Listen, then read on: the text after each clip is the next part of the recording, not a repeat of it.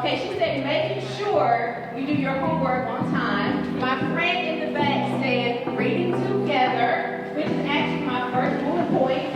What about talking about what we read? Okay? What about writing together? Does that help us with this? Okay. What about learning through everyday activities? Do we learn by doing everyday activities? Okay. So, how many of you guys have reading or ELA or language arts classes at your school? We all do, right? We all learn about reading. So I have some friends who work with me at the school board who they love reading. They love teaching you about reading. They love teaching your teachers about reading, okay? So I'm going to call up Miss Kim, all right? I want you guys to give her a round of applause. She's going to talk to you about some of our ELA standards, okay?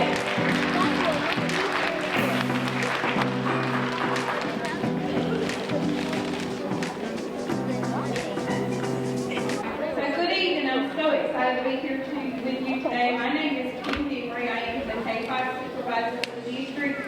So what I'm going to be talking with you tonight is actually in regards to the anchor standard that relates to the activities you're going to be doing. So this standard focuses mainly on narrative writing, which involves developing real and imagined experiences with effective techniques and structure. While it is primarily a writing standard, it plays a critical role in oral language development, especially for younger students. Before students can even write stories, they usually start telling stories orally. This process helps them to organize their thoughts, develop vocabulary, and structure their ideas. Speaking and writing are both productive language skills. Strengthening one naturally reinforces the other. This connection is very important when it comes to supporting students' language and literacy development at home.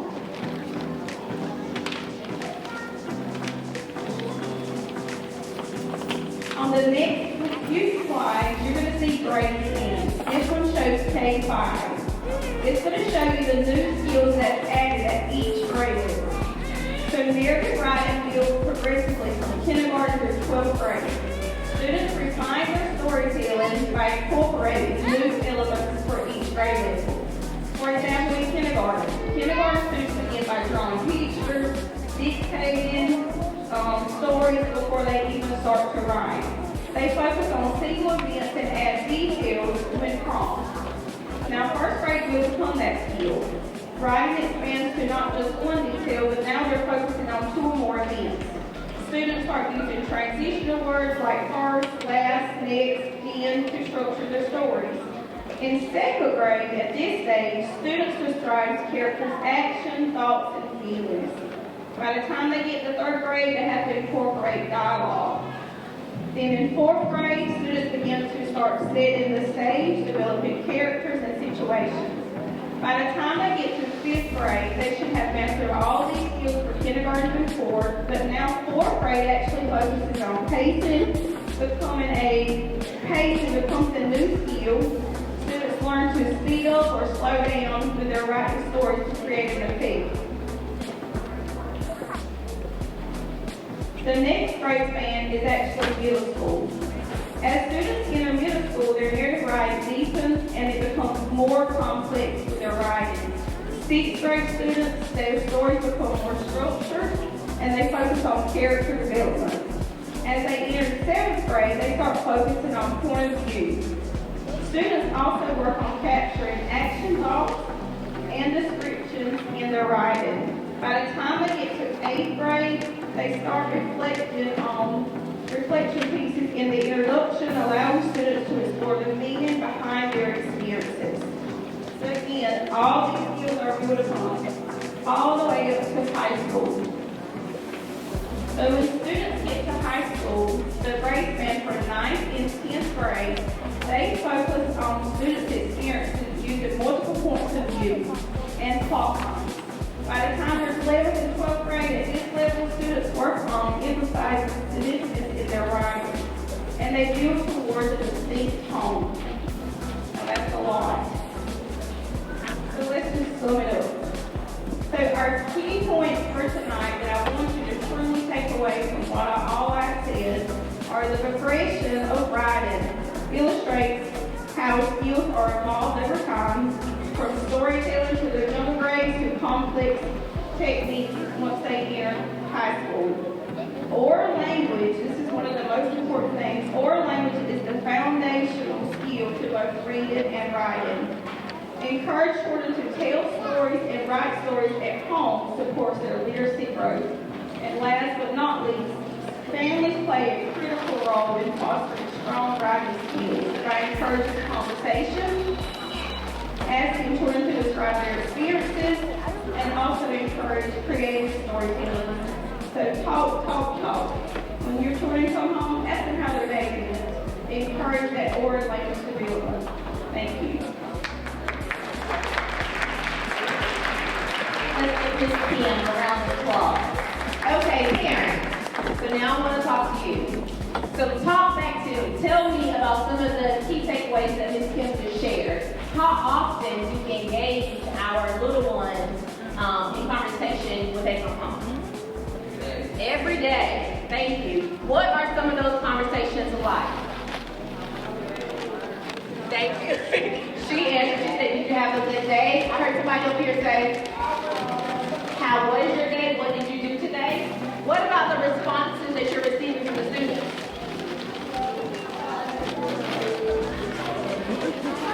She did today, and she told me, that she made a friend, and they went together, and she's writing. Okay. These conversations also help our students build their social skills, and it also makes them feel comfortable having conversation and reading aloud in class. Okay? So let's move on to our next. Dr. Melissa and Dr. Elizabeth. And some of you have your books on the table. Who has a yellow book that says, "I can read with my eyes shut"? Okay. So this is actually under the title of their presentation. So I ask that you give them your undivided attention, okay? And parents, you should have received a white bag with like blue writing on it that says PSRC. Inside that bag is going to be some of the handouts in their PowerPoint, okay? Just so you can see it closely and make reference to it. All right, thank you so much. Can you actually read with your eyes shut? Close your eyes and see if you can read the board. Can you do it?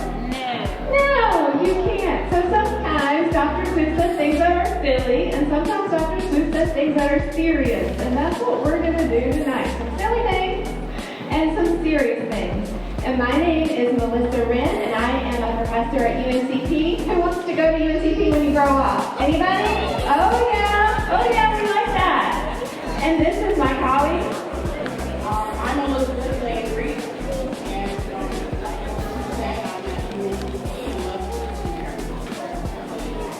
So tonight we're going to talk just briefly about the purposes to read, reasons to read. Some of them are ways to read, and strategies for motivation. So let's take a look at why you want to read 20 minutes a day.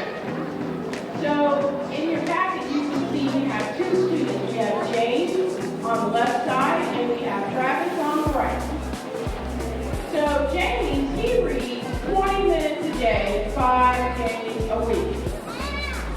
And Travis, well, he reads only 4 minutes per night because he's tired. Or he decides, I can skip my reading tonight.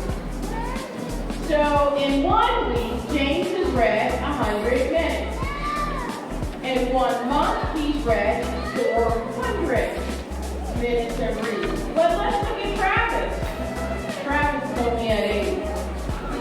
And then in 1 school year, 9 months, James has read 3,600 minutes of reading. Oh, Travis is at 720. And by the end of 8th grade, we have 28,800 for our friend James. And Travis, he didn't quite make it there. 5,760. So then the question becomes, what student do you think can read well? Yes. So parents, this is just an encouragement for you, as well as to encourage your child not to skip the 20 minutes of reading every day. And when it comes to that reading time, we said, you're the only celebrity your child needs. I have 4 kids, and there's a special kind of tired when you have 4 kids. We're the 4 kid families in the room. Oh yeah, I'm with you. And sometimes you might want to put on a YouTube video with somebody else reading to your kids so you can have 10 or 20 minutes by yourself. I understand that. Every now and then, that's okay. But consistently, your kids need you or a loving caregiver, like a grandparent or an aunt or an uncle, to be reading with their kids. You can put your big kids to work reading to your little kids. I've done that plenty of times. But having a real person in the room reading with your child is the most influential way for that reading to happen. And there are 4 ways to read that you can consider. The first one you're going to be familiar with, right? Like you read a page and your child reads a page. You're probably very used to that. The second 2 are really ones that happen in school. So we're going to teach you how to do that today. Choral reading, and that's where you read the page together. And the other way is echo reading, where you read a line and then the child repeats it after you. And this builds something called fluency, which is how smoothly and quickly and accurately your child can read. And the last one is to sit and listen. It's okay for your student to read to you or for you to read to your kid, but you're just sitting together, hanging out, reading a book. So we're going to show you, like I said, that choral reading and that echo reading. And Dr. Landry is going to be the teacher, and I'm going to be the student. Okay, so we're going to practice choral reading, and that's where we actually will read together. Ready? All right. Okay, please read with me. And when I Keep them open. I can read with much more speed. You have to be a speedy reader because there's so much to read. And what type of reading is that? Oral. Good job. Y'all are going to get an 8. And now we're going to practice echo reading. So I'm going to say a sentence or 2, and you are going to repeat what I said. So Okay? we wait for her to read first, and then we read. All right. And when I keep them open, And when I keep them open, I can read with much more speed. I can read with much more speed. You have to be a speedy reader You have to be a speedy reader because there's so much to read. because there's so much to read. And what type of reading was that? You all got a 100. Good job. Can you read that with your eyes shut? You cannot. All right. When you're reading with your children, I encourage you to read and. That's not and send them to their room to read, right? It's have them read and do something else. And there are really 3 ways that you can engage with your children in this way. It's very similar to what Ms. Kim was talking about. You can read and talk to your kids. Talk to them about what they read. Ask them what they remember. What is their favorite part? What did they like? Have them ask you questions about that. And you can talk about those new and unfamiliar vocabulary words because vocabulary is an important part of reading. And you can also have them write with you. You can write a family journal. They could draw pictures. They could put them on the refrigerator, and you can go back and talk about the stories that you read later together. And there's 3 ways to connect. And this is kind of a teacher term, but it works for parents too. So you can ask your children to think about a text that they have already read that's similar to. So another book, a short story, a poem, maybe even a movie or a TV show that the book reminds them of. Then they can talk about connections to themselves, so text to self. So things that in their personal lives the story reminds them of. And you can finally talk to them about text-to-world connections. What does this book teach us about the world or remind you of? So if you're reading the Lorax, right, it's connecting to information about the environment, for example. And there are books everywhere. Environmental print, that's basically when you're driving down the road, and of course your child's going to recognize the fast food signs. You can read the signs when you're driving down the road. Also, keep books at your child's level because they're more likely to pick it up and read. Even if they pretend to read, that's okay. Books in toy boxes, books in the car. When you're driving somewhere, why not grab a book to read or let your child read while you're driving? Emergency books. We all need that special book in an emergency time with our child. Sometimes it's just to calm them. Also, literacy kits. So in your literacy kit, you can actually have some books you like to read, some crayons, some paper, and after you finish reading, you can draw a picture of your favorite part. And then finally, visit the library. Of course, the library is a great place because there are tons of books there.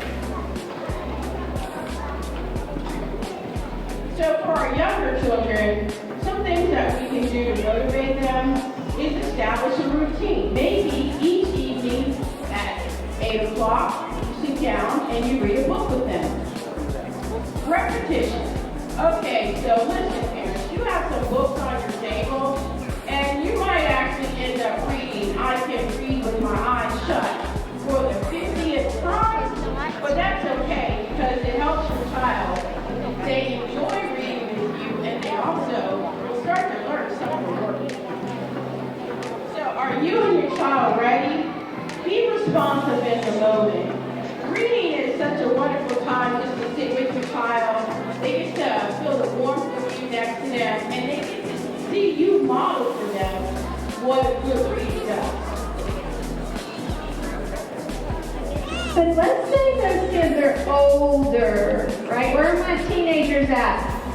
Right? So teenagers have some different ways of engaging with text. And one of the things that you want to support your teenagers and your tweens for reading is making sure they feel like they can actually read it, right? There might be something about the text that's really hard for them. They might need more information to get started. So you can ask them, do you feel like this is a book that you can read? And do you want to read this book? Because teenagers don't do a whole lot they don't want to do sometimes. So maybe there's a different book they might be more motivated to read. So you can find that. As librarians I love to work with always say, right? Not every book is for every kid, but there is a book for every child, right? So you might have to find that.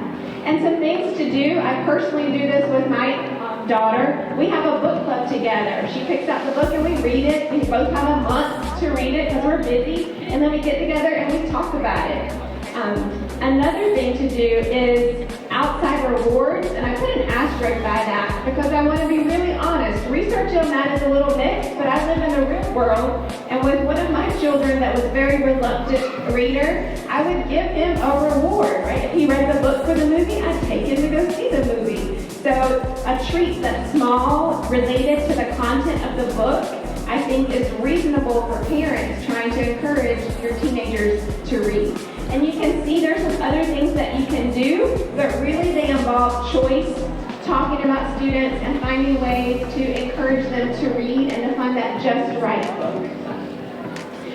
So, I hope that you've gotten some good ideas from us about how to engage with your child and motivate them. And we wanted to leave you with this Dr. Seuss quote. The more you read, the more things you will know. And kids, if you want to come to UNCT one day, you need to read a lot so you'll be ready when you get there for us to be your professors. Does that sound good? Thank you all so much. So now I need everyone to get out their packet that says DIY Story Cube. And make sure every child at your table has one. If you do not, please raise your hand.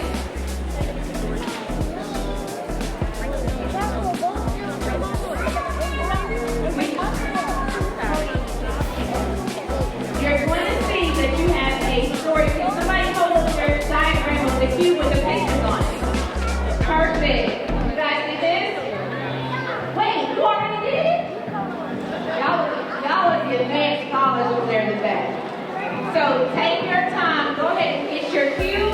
We're gonna color it and then we're gonna cut it out, okay? So we're gonna give you about 15 minutes to do that. We have about 5 tables already.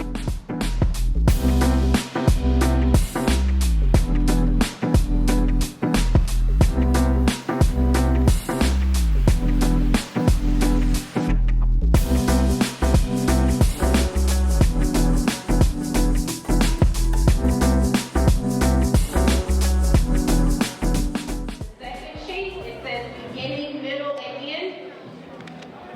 So what you're supposed to do with your cube is roll it 3 times, okay? The first time I'm gonna roll this cube, let me do an example for you. It lands on, the picture that's facing me is the train, okay? Keep that in mind. Let me roll it again. The next picture is a sloth, okay? And the last picture is fish. So I want you to get very creative, use your imagination, and create a story using those 3 pictures, okay? Tell me your name. Destiny, come on, Miss Destiny. Miss Destiny is gonna give us a quick summary of her story.